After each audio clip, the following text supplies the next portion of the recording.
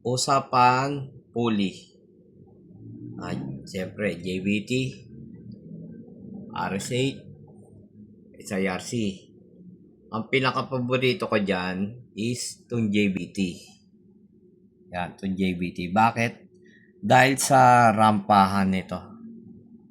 Itong rampahan. Mahaba ang travel. Tingin sa sa RS8. Medyo mababa yan eh. Mababa. Tapos sa HIRC. Yan, ganun din eh. Subukan lang natin kunyari ito yung panukat. Parang ano lang natin. Kasi cool na sukat talaga niya. Ano ba? Ito. Lumbawa lang ano ko lang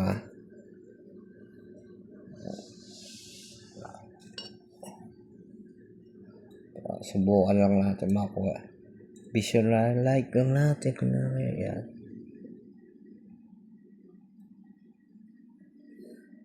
Yan Yan, ito. Ito titignan natin dyan Yan, tama. Tapos, kunan natin si RS8. Ayan Kita mo? Nakasagad yan dito itong taas pa Tapos kay HIRC tayo pumunta. Magalaw.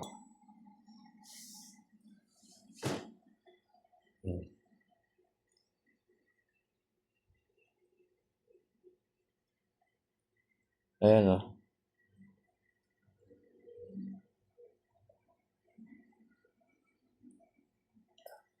balik na tayo kay JBT. Dito talaga sakto. Kaya mataas ang rampahan ni JBT. Malaki advantage niyan eh.